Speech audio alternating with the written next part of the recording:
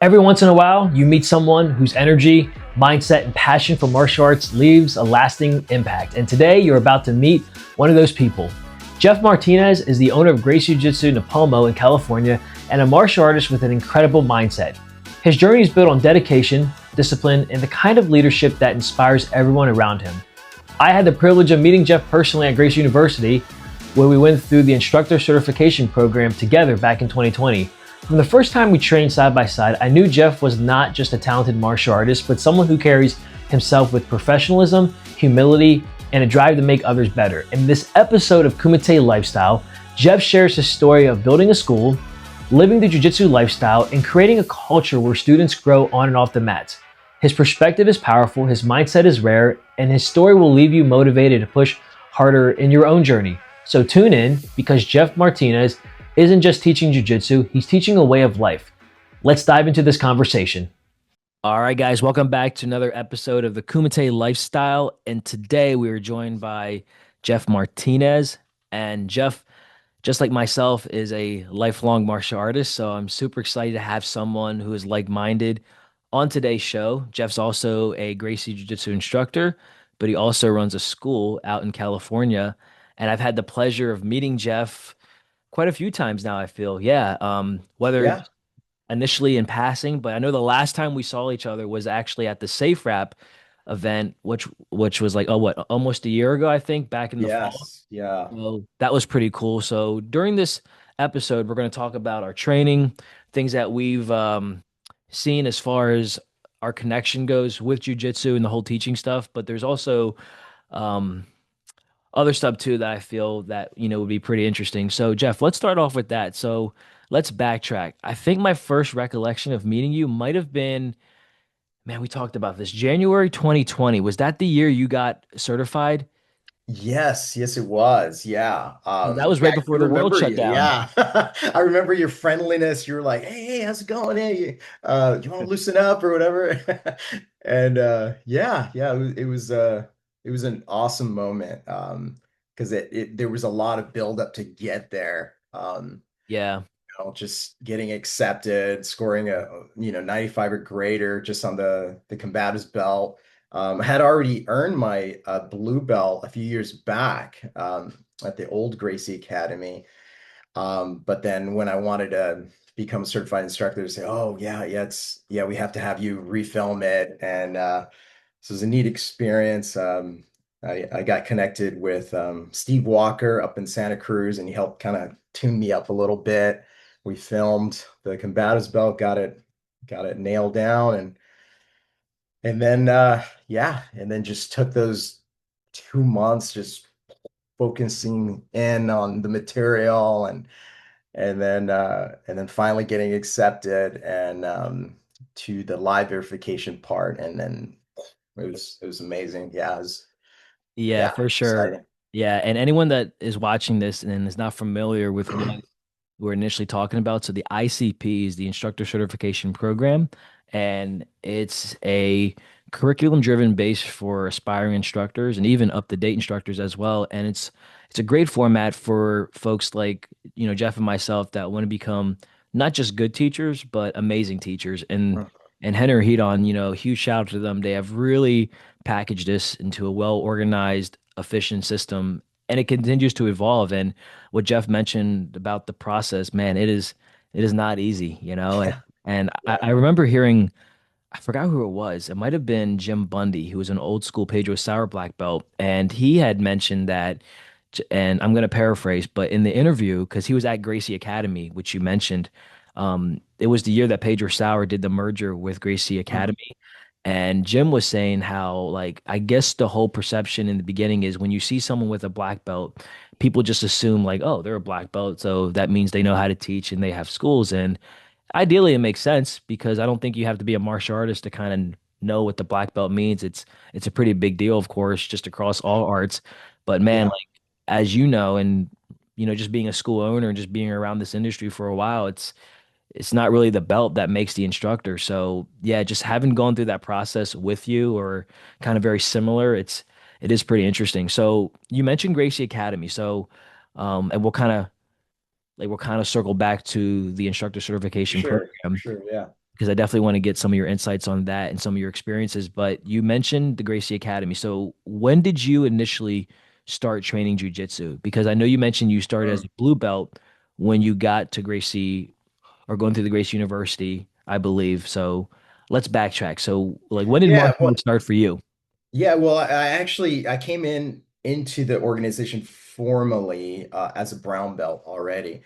But backtracking, when I started martial arts in 1996, it's called Keichido. It's kind of like a hybrid karate, traditional jiu-jitsu, judo kind of blend. It was founded in 1960, and and then that's where I got introduced to Gracie Jiu-Jitsu. He had those original Gracie Basics VHSs, and so he's like, "Hey, while you're learning this stuff, hey, try this stuff out, you know." And then so he had me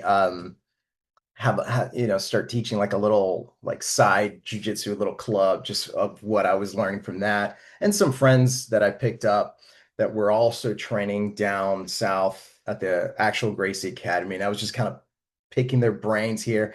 Just finding a black belt, or even a blue belt in Brazilian Jiu-Jitsu was a rarity, at that time in '96. So that I would have to say that was my introduction, just getting access to those tapes, starting to practice, just getting with some training buddies, and then so forth. And it wasn't until, and I'm kind of fast forwarding ahead, it wasn't until like 2015 when I got out of active duty uh, U.S. Army. Thank you for Uh, your service. yeah, thank you. Yeah, and as well as for you as well. Thank you. Um, and then I came back to my hometown in Santa Maria, California. I was like, I've been wanting to go to Gracie Academy all this time, and then so I started making some trips down there, and then I was just blown away by not only the atmosphere but the professionalism that I hadn't seen in other schools, at least at that time. And then I was like, wow, if there was any type of jujitsu that I'd like to exemplify, I'd like to do it just like the way they're doing it. For sure. And when you see, it's funny how you mentioned the VHS, and I also started in 1996 too, so it's something else we have Oh in. wow, okay. But Nice. yeah, growing Yeah. up in the 90s, just training in the 90s compared to now, man, martial arts has really evolved, and just Yeah. just the way that it's available now to basically like everyone, because now you can go on Instagram, YouTube, TikTok, and you can see like 30-second reels of instructors Right. teaching, and I think that's phenomenal. It doesn't make it as, I don't want to say sacred, but it doesn't make it as sought after now, I feel, because shoot, man, I remember like back in 2010, right? So 2011, kind of fast forwarding a little bit from 96 and then going back in time now. I remember like I'm sorry, MMA was kind of like the thing, because everyone was trying to get into it. Because Mhm. while MMA wasn't necessarily new, because Hoist Gracie, like to this day, absolute genius on how they marketed him, and it really showcased what jiu-jitsu could do. But I remember being, like I said, like in 2010, people were all about MMA, this Yeah. and that, because that was kind of the birth of social media, I feel, because that's when like Instagram really started taking off. And Hmm. I feel, Facebook.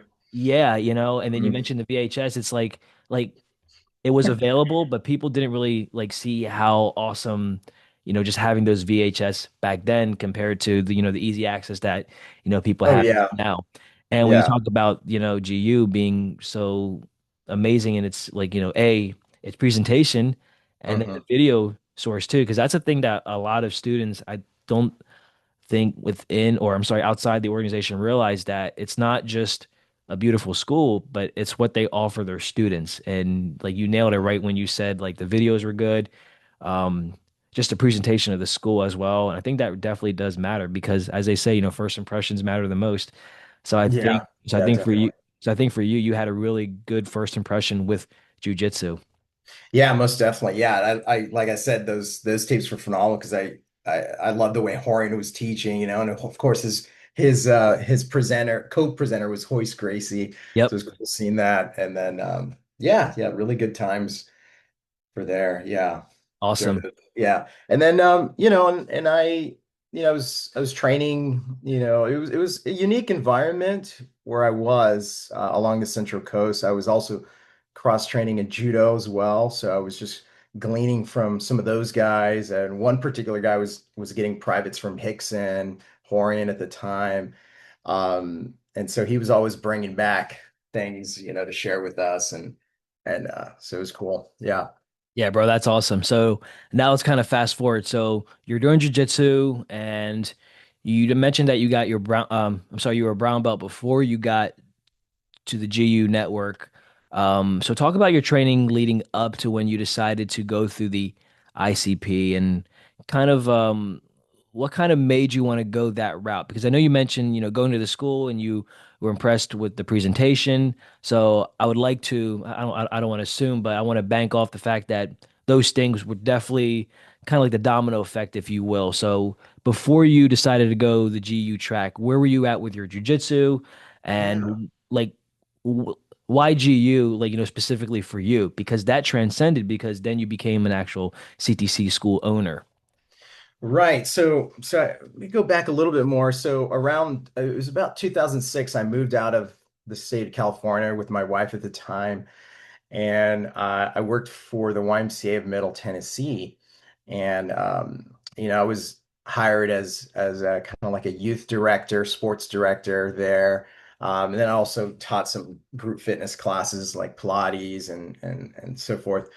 And then I wanted to start a jiu-jitsu club. I was like, yeah, I want to get this going. So I had it going for about 3 years. And then 2009, there was the market crash. And so there was a lot of layoffs. So moved on. I joined the Army from there and served. I did 4 years active duty and 4 years National Guard.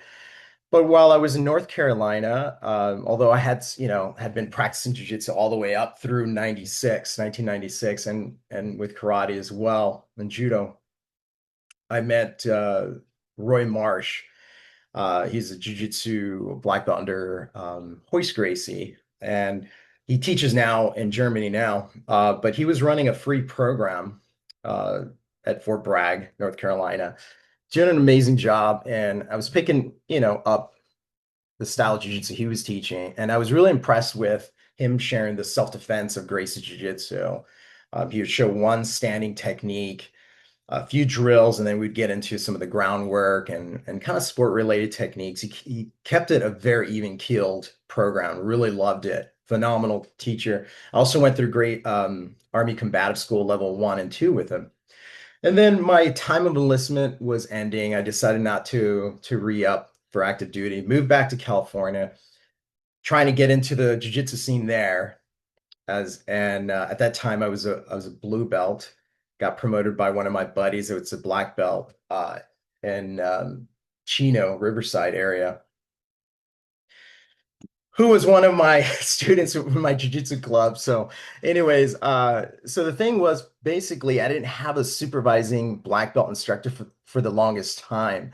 So I was just, I had the experience, the level, and then finally, my friend who's a black belt instructor, um, he promoted me. And then so anyways, I go into Santa Maria, and then there was a well-known sport BJJ school there.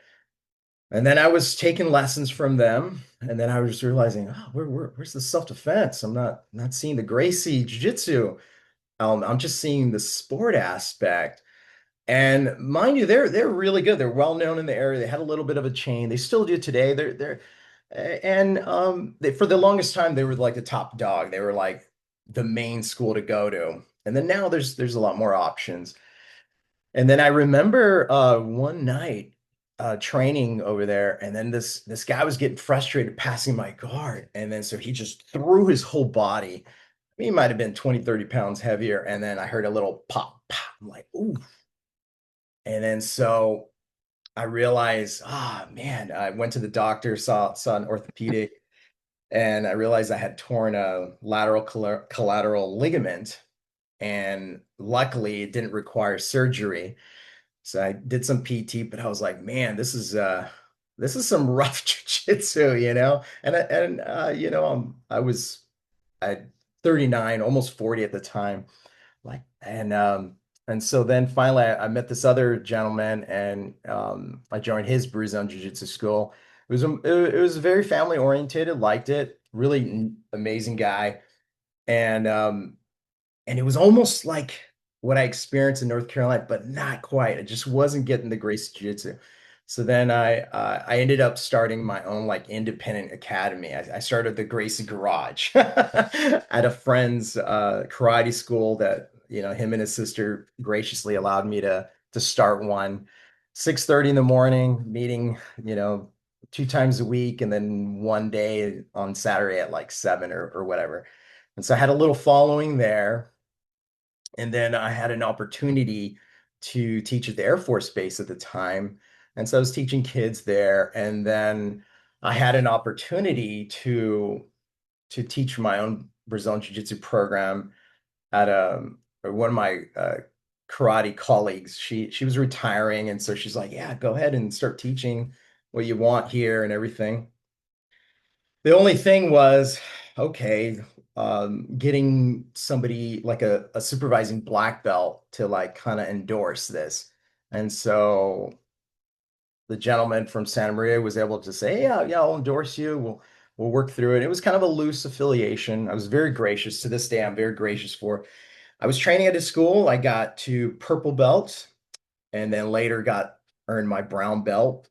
And then finally, um, I had already tried Gracie University as far as the instructor certification program, and then it didn't work out. I didn't score high enough. I was Hmm. devastated, and I was maybe 2 points off, and I'm like, man, um, and I was like, what am I gonna do? And at that time, I was drilling with National Guard, my unit at the time. I was doing a master's program, and then I was trying to just stay and keeping up with my rolling, sparring with the BJJ school I was affiliated with, helping out with the karate school. Uh, Too much on my plate. And then I was still running my independent academy, and then I got on board with the Jiu-Jitsu Global Federation, Hickson's organization, and so I was able to get that going as well. And I was about my purple belt level now at that time, teaching, having a little group up in Nepoma, California. And then Jiu-Jitsu light, what's it called? The Jiu-Jitsu, it was like a camp, like a immersion camp, the Gracie summer immersion camp. Yeah, And they yeah. had it in Orlando, Florida. And my wife and I went, we had a blast. It was amazing. Massive mat room in a grand hall. I don't know if you were there at that one. I was not, They unfortunately, but had, they but I had the know the kids. event you're talking about, though. Yeah, yeah. They had the kids in one section, Gracie Combatives, Master Cycle, Women Empowered, all at the same time. And I hope they do that again soon. It's been a while. I think this was 2018 or whatnot. Anyway, so then I fast forward, I reapplied to Gracie University. They accepted me again. And this time, okay, I'm clearing things aside. It's gonna happen this time. And then finally I got accepted. I was able to score high enough to pass, and then I got accepted to the live verification. And then at that point, I spoke with that BJJ instructor, Yeah, um, and I said, you know what, I'm gonna go this direction, and I thanked them graciously for believing in me at that time. And he's still a very cordial guy. Uh, and then he shook hands and moved on from there. And then from there I was with Gracie University, and so November 2019 it was. They had on books, I guess they had me as verified, and then I just had to go in January for the live verification test. So it was a big monumental moment for me, going into my martial arts career up to that point. So it was huge. Yeah. Very grateful for that second chance opportunity. So, yeah. Like Jeff, that's amazing. And just hearing like that segment now, mhm. it's like you. So from what you wanted out of jujitsu initially was the self defense, and I'm a firm believer that anyone that starts jujitsu, and again, I don't want to speak in absolutes because I mean sometimes we don't know for sure, but I'd say 99% of the students that walk in through our doors and your doors, they're coming to learn self-defense. And I think sometimes, jujitsu is kind of gotta be careful about how we advertise that. And I'm not saying we, but just as an industry as a whole, because I've had these similar talks with my instructor Howard Steele here in Delaware, and it's a fine line because when you watch videos or the early UFC, while Hoist was doing MMA or UFC, he was doing jiu-jitsu and he was really showcasing that a smaller person could defend themselves against a larger person. So it's been time tested over and over again. So now, yeah, so now when you look at the public, they want to learn that. But unfortunately, when they're coming to schools, sometimes they're getting jujitsu, but they're not getting exactly what they want out of it, which is the self-defense. So Right. it's Yeah. interesting how you mentioned that that happened on a couple of occasions, right? And then you Right. also mentioned, getting injured, which man, that part sucks. Thankfully, I haven't been too banged up, but I've seen it, whether it's in my peers or just listening to stories like yourself. So then finally, I feel like you've wanted to go a track or a path that was going to be safe, efficient, and also fulfilling, and being vulnerable in a sense where, like, I mean, the test itself is not easy. I mean, I can, Right. Yeah. I can share a story now. I mean, a couple years ago, I was going through the BBS one with a handful of instructors here at our academy, and I didn't pass, on the Mhm. first time either. But I can tell you this, because of that, I know the curriculum now so much better than I did Oh yeah. even even when I was training. So I think it's awesome that you didn't give up. And I know it's kind of cliche to say, but it is because imagine you gave up after the first try, you might not be a CTC now, we wouldn't have met, this whole Mhm. conversation, wouldn't have met. So it's interesting how that, domino effect really does, play a part. So kudos to you for, just having that resilience, as they say. So that's pretty awesome. Right. Hmm. So you go through the process, right? You're a CTC now. And what is being a school owner like? Because I don't think, a Yeah. lot of people don't know what that entails or how difficult that can be. Oh gosh, yeah. It was like how it felt after when I first started like operating for. It was tough, trying to wear so many different hats, and trying to balance, the,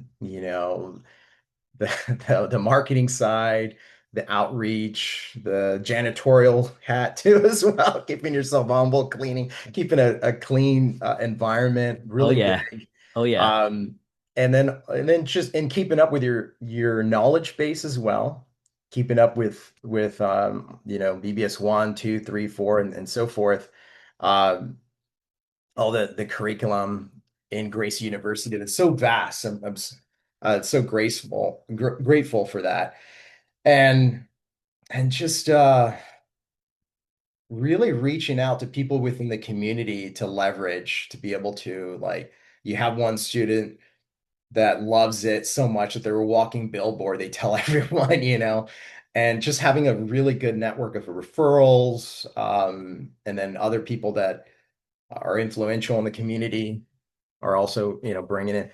I had the challenge, and I still do to this day. It's in Tacoma, California. It's fairly a small town. It's like maybe 17, 18,000 people live there. But you go south 15 minutes and then it's Santa Maria, it's about 120,000. You go north 15 minutes and then there's 25,000 people or so or more, in the greater area of the Central Coast. Uh, so it's a challenge because you almost in this town almost feels like it's an island. People commute out of the town for work, north and south. Mhm. So it's kind of challenging, and then getting the word out that you exist, and so yeah, for sure. And then just being, I really believe that you don't want to put other schools down in the area, and being accepting of students that maybe didn't have a great experience at a previous school. They're Yeah. like, yeah, it just wasn't what I was looking for. I got hurt, I got injured. The vibe there wasn't friendly or, and so we've taken a lot of students in with that experience. And one thing that makes us so unique there, and with many of I should say, of all this certified training center is the encompassing demographic of the youngest kids being at three, 3 to 5, Matt Munchkins, Little Champs, what is it, 5 to 7, junior grapplers, 7 to 12. Then now we're having, no, of course, the Black Belt Club, the kids that are experienced, now they're starting to roll and so forth and mix it up. And then now we have the teens Yeah. and the co-ed Gracie Combatives, Women Empowered, Master Cycle for the Advanced, and yeah. And then also I just started a judo program just to kind of keep up with the judo that from my background and Yeah. going from there. Yeah. Yeah, it's how they packaged it. So what Jeff's referring to, like these different programs that the Gracies, when I say the Gracies, Gracie University, so every program is specifically kind of filtered to a specific age group or demographic, and it's all jujitsu. So whether it's Hmm. women empowered or combatives, but that's the beauty of it because if we can agree the whole world loves a curriculum, that's what sets, in my opinion, CTCs apart is that as instructors, it's great for us because we know what we're going to teach. We have an amazing, resource, whether it's GU or like you said, reaching out, for leverage with other folks in the community or like-minded people. And then, yeah, our students, they know what's up because they come in, especially when they have their, that student card. Because I can tell you just from experience, when I explain the card during the 10-minute intro, they're like, wow, this is awesome because now they have a visual in what they're learning. And I mean, I can't attest for other academies or schools, but I Yeah. mean, I don't know if they do something similar or even close. It could just be they come in and learn a random technique and then they spar. And I think the biggest thing that really helps with the, I guess, retention rate is the fact that, especially in our co-ed class, is not having the students spar right away. And Hmm. folks are like, man, that's not jujitsu though. Well, it is because, and Howard and I have had this talk, and he says it better than I can, that the longer that we can prolong someone's sparring, especially in the beginning, the more likely that they're going to stay because they've already bought into the curriculum. They trust the environment. They know they're going to be safe.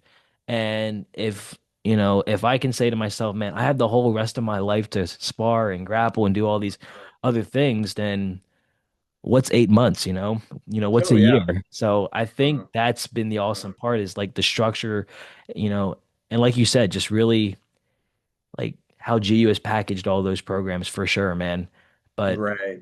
and you also nailed it too, man. Like the hardest part about my job coming in, and it's not even hard, bro. It's like, uh, I mean, I don't want to downplay what we do, but like this doesn't work for me, man. This is what I love, and it's awesome that we get to share jujitsu with the masses, if you will. But teaching is just a small part, especially when you're running a business. Bro, the hardest part for me was the cleaning. Not that I was not capable of it, but I didn't realize the magnitude of how important that is, Yeah. because it's well, Hmm. it's like if you have people coming over to your house, I would hope that you would want to keep it clean. So it's the same thing here, just from a business sense. And, Yeah. not being, I mean, I'm not a school owner, but I mean, there's been plenty of times when Howard's on the road because he's a master GST instructor. So I get a chance to feel what it's like to be an owner without actually Mm. having to be it. Oh, So, yeah. Yeah. and you said about wearing all those different hats. I think that's a really good, breakdown of that because that's what we are, and Right. so I've been making like small snippet videos and I've talked about this in the past, whether it's on my social media or just in person, but man, we are sometimes also quote unquote therapists to our students because they come to Right. us. I'm sure it's happened to you, but it's nice to know that we're not just in the jujitsu business, but we are in the people business that just happens to teach jujitsu. So I Right. think you've really Yeah. culminated that. And I've seen pictures of your school, and I know last Oh, time we thanks. talked, yeah, man, for sure. Yeah. You'll have to come So by yeah, yeah. next time. How far are you guys from Torrance? We are like about, I would say about 3.5 hours north of Torrance. Hmm. So So not too not too far far. away. Yeah. Yeah, we're just along the coast, just along the 101. But what you're talking about, when you talked about sometimes it makes us feel like we're therapists, and that's so true.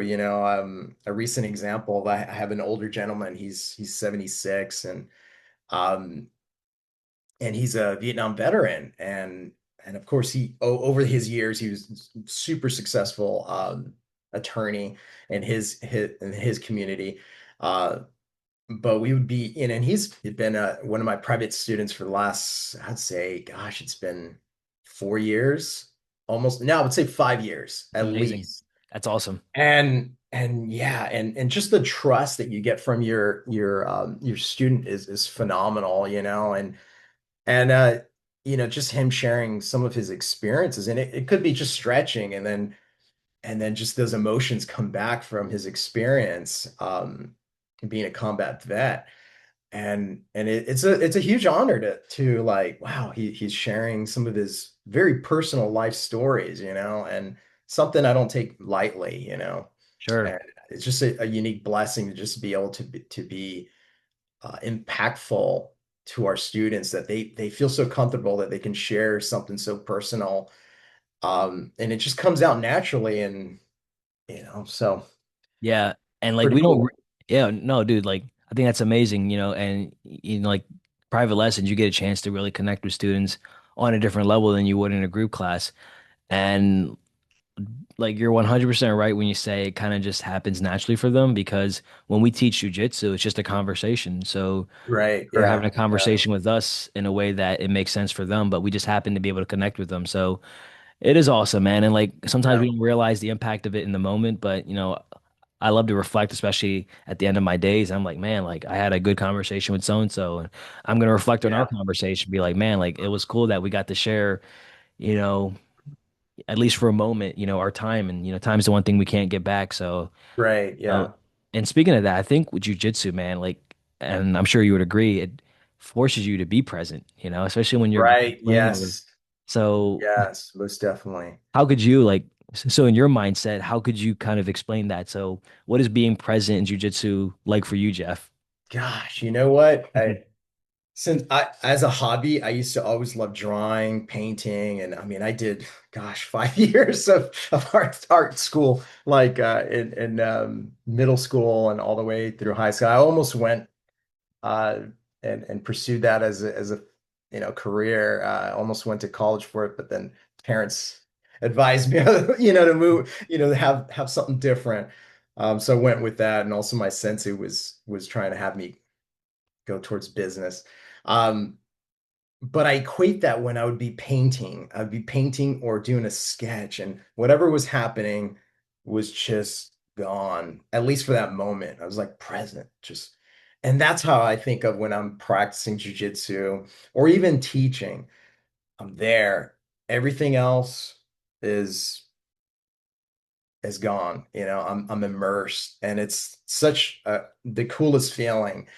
And for maybe some of your listeners that have never tried jujitsu before, highly recommend it, because you can have, just being weighted down through your day from work, life, and then you just set those bags aside and just you step on the mat, you have a clean uniform, and it's like, wow, I'm here. Yeah, Uh, there's a really cool video that Alex Stewart, he's one of the senior instructors at Gracie University. He did it like maybe 4 or 5 years ago, and it was called Sanctuary, I think it was. Like he titled it Sanctuary, and that's very much how jiu-jitsu is when you step on the mat and you're connecting with people from all walks of life, yeah, and that in itself is you're not only being present, but you're connecting, you're experiencing just a unique aspect of your human existence in a sense. yeah. So yeah, hope It's I like answered that. It's kind of a long-winded answer, but yeah. no, no, no. It was great. It's just like so for when I'm hearing it's the community, right? People come for Yeah. whatever Hmm. reason, self-defense or just learning techniques, Yeah. but they stay for the Hmm. community, man. It's so Right. true. It's so Yeah. true. Guys out there listening, Jeff's also a black belt and he got his he got his Gracie University black belt. And for anyone Yes. that's not familiar, because we have a couple of students actually in the queue now, and they're going to be out in December Oh, exciting. for their black Nice. belt. Yeah. Oh, So it's amazing experience. yeah, Yeah. so I want to kind of dive there now. So you're a CTC now, you're established, you've been, running a school, and then you get the call or the email like, hey, it's time to elevate you up. It's, they Uh, obviously see a potential in you. So when you yeah. get that email, you're like, all right, it's like, what was that emotion like? Because I mean, I've heard that the GU black belt test is no joke, as in it Yeah. shouldn't Yeah. be. But Yeah. what? I'm not allowed to, I'm No, not, it's I know they no, it's all mentioned good. It to like not talk about the specifics of it, but yeah, whatever you can share. yeah, when I got the email about it, I was thrilled. It was kind of wow. I'd sat as a brown belt almost 5 years, so I was like, yeah, it's because I had made that transfer, and so I almost kind of, in a sense, kind of almost had to start over in a sense, time wise. Mhm. Not exactly, but yeah, almost 5 years as a brown belt sitting there. When I got the word, I was like excited. I was working for my next set of requirements through the curriculum, and then I put that off to the side. I'm like, okay, I've got 6 months. I need to start working on these techniques, and I was really thrilled too to find out that a good chunk of that was the standing Gracie Jiu-Jitsu techniques. A lot of people just think it's all groundwork, and it's a very encompassing art. And sometimes I wish it was a little more showcase, just globally more, and not have that thought. But yeah, it was amazing. And then finally, as time was going by, I was starting to have a few training partners to prep, get my endurance, my lungs up, Yeah. uh, and just building those reflexes. And then yeah, when I got there to headquarters. Yeah, of course you're nervous, I'm super grateful for Jay Wong. He's one of the instructors, black belts out there, and practitioner, but he really kind of nurtures all the brown belts about to test. And at headquarters, I guess he has a group that he helps prep, throughout the year or whatnot, or 6 months out. Yeah. Uh, so he got us all together and in the room, in the private training rooms, and so, hey guys, one, just relax, okay? You guys are gonna have a lot of fun, but we're gonna get some of those jitters out. Let's work some of the techniques you guys are having struggles with. So the day before, he opened the mat up, and then he was able to kind of help kind of fine tune us a little bit on some little nuances and stuff. And then the day of the test, it was yeah, it was like all day, morning into the evening. And what was really cool, like I'm not getting into specifics, but was we were in these like breakout rooms, or not rooms, but groups. And they did a really good job of keeping us kind of similar size. And then and then what was cool is having some existing black belts from around the world that wanted to participate, or they had students that were testing. They jumped in with us in some of the drills, and keeping us humble as well. And then later, there was a point where the different sizes started mixing in. But it was a great experience. And the last day we come back into the ceremony, and I think there was like 20 of us. They were just going down, everyone giving their own little spiel or speeches. And one guy had a whole like paper of like who he was thanking, um, He was ready. he was very well prepared. And That's I just awesome. wanted to keep mine simple. I mean, there's so many people to thank over the course of my career. Um, You thanked your wife because I remember watching that I video, did. and Yeah, I thanked my I wife, think that's amazing. Giving credit to because like those like directly there, and yeah, sorry not yeah, to cut you off, but I remember seeing that video. I said, wow, like Jeff knows what's up. yeah, most definitely. Yeah, she's been behind me this whole time, and even before we were CTC, so yeah, for That's sure.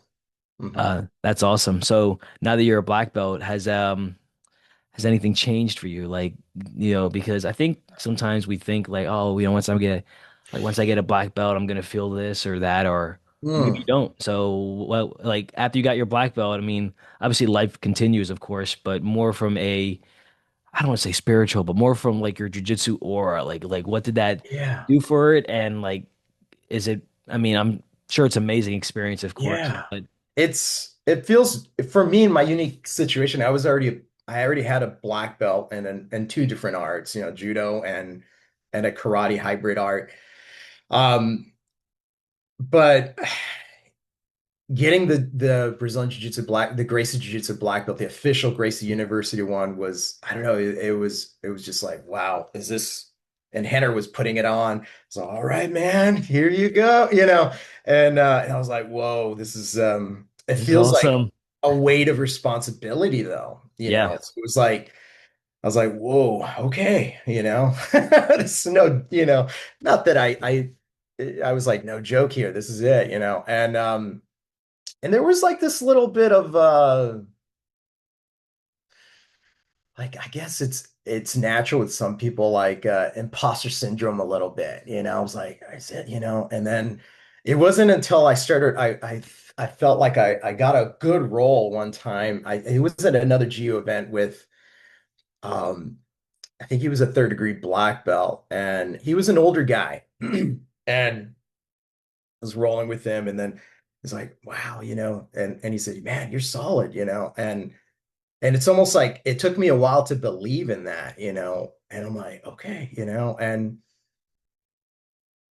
and and now I'm almost approaching my third year, to get to my next stripe or whatever, yeah, because it takes 3 years and then for each, and then it goes further after that, but um, it took a little while, because I'm so used to just sparring with my guys, and then that's why I love going to the big events because it gets me a chance to spar with different belt levels, and GU has some of the toughest blue belts now, yeah, very technical, and purple belts for sure, brown, of course, black.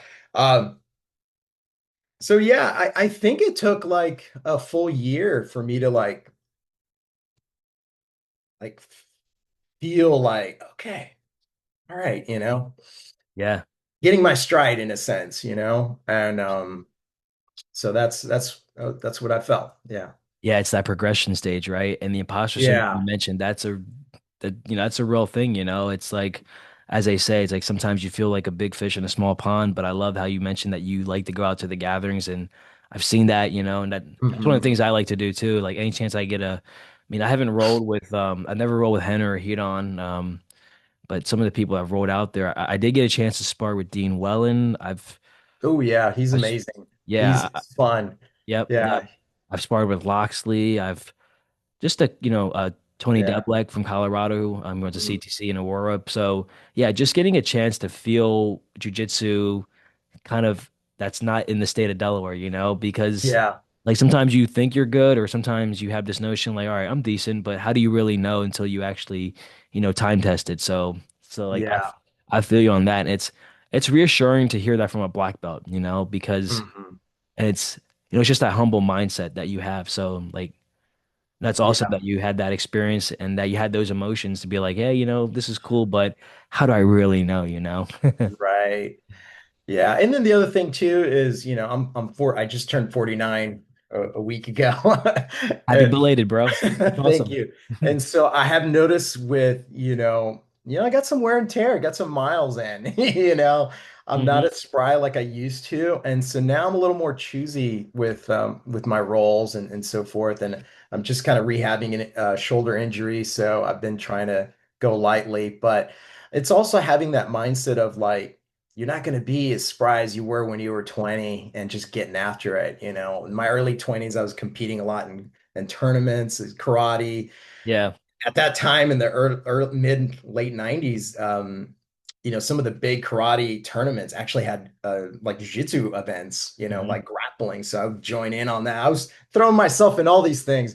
Yeah. And And the last time I competed in Brazilian Jiu-Jitsu, I was a purple belt. It's been a while, and it takes a lot of dedication to get out there, um and so now I love teaching more than anything versus getting ready for a competition, you know.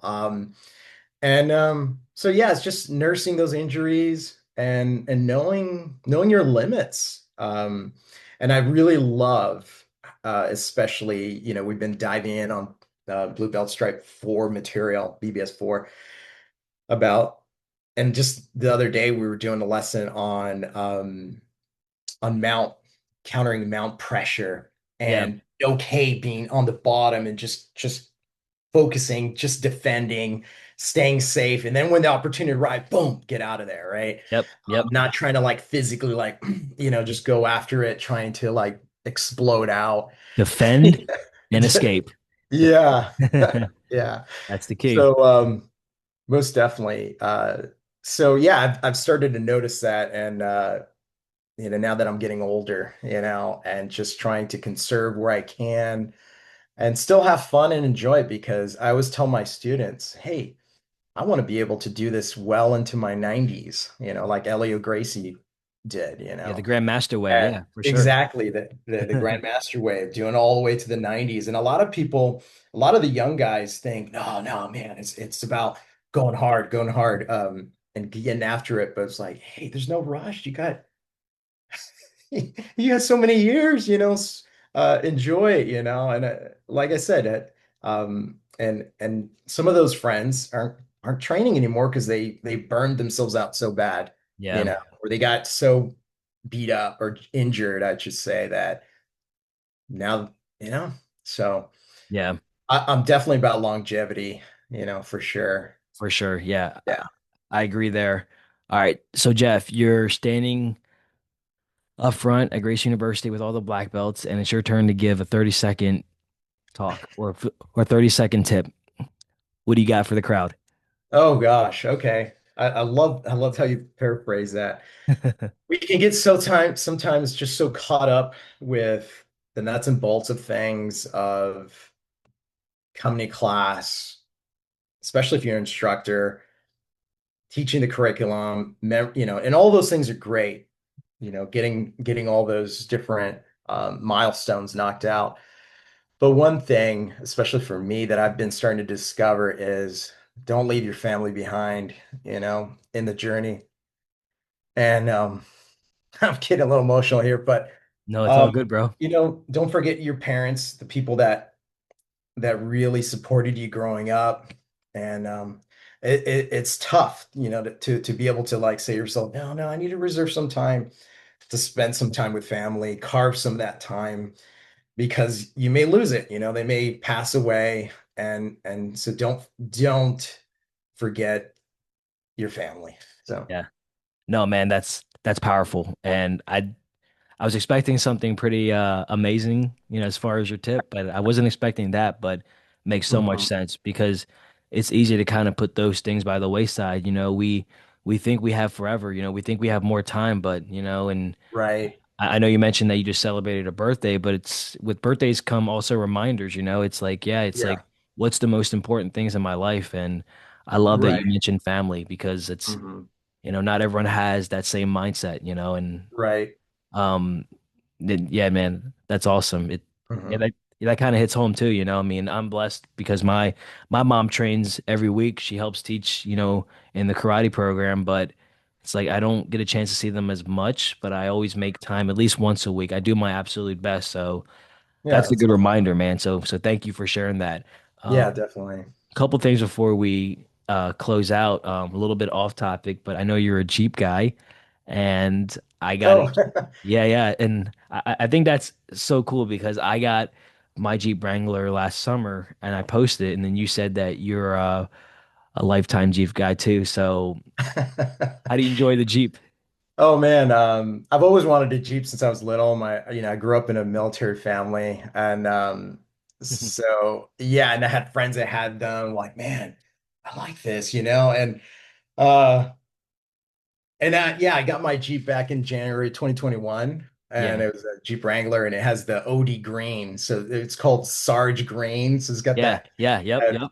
old school look to it, and so yeah, I love it. It's a great car. It's my daily driver. I remember a buddy of mine took me out off-roading, and then I was like, man, this is rough. And then I realized, well, I don't know if I could do this all the time. This is my daily driver. I want to wear this Jeep out. But no, it's been very reliable. I know some people rag on Jeeps like, oh no, but I love They're it. And jealous. they're just like They're that. jealous, Yeah. bro. They're Yeah. So jealous. no, I love the vibe. Yeah, there's a sense of like it makes me happy getting in it sometimes, Yeah. you know. Yeah. It's So almost like when you wear your favorite gi before teaching, it's like, all right, yes. like tonight's Yeah. gonna be a good night. Yeah. So I feel the same Yeah. way with with my Jeep too. And Yeah. it is amazing, and I think it's cool whenever I can like I don't know, like I don't know what the term is called, but now that I've had a Jeep and I'm 100% certain that you have experienced the same thing, but I see more Jeeps now because I drive a Jeep. And I'm always throwing up those Yeah. peace signs and stuff. Yeah. Yeah. Yeah, the Jeep Wave. Yeah. Yep. Yeah. That's awesome. Um, Jeff, before we do close out though, do you have any last minute shout outs that you would like to give to anyone that's watching? Anyone that comes to mind? Because I know you talked about your family, your wife, so but anyone aside from that, with your family, of course. Yeah, I would really have to just say, there's so many names to list, but I'm really grateful for all the mentors I've had over the years. And I don't want to go name by name because it's gonna be it's gonna be its own podcast. Um, but I'm so grateful for all those milestones of my life. And I still remember my original sensei. His name was Carl William Marx. He was the founder of the art that I first studied. And I remember I wasn't really intending to start martial arts. I mean, I always loved it. I love the Bloodsport movie. That really kind of piqued my interest.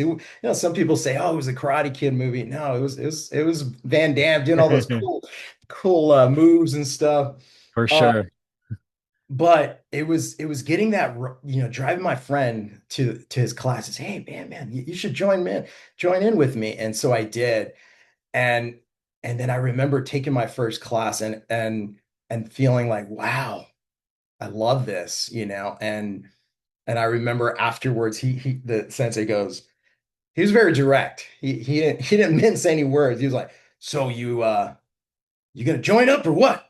Yes, sir. And then I just loved it. And it was for the first time in my life that I actually felt like I have found my niche. And I was 19 at the time.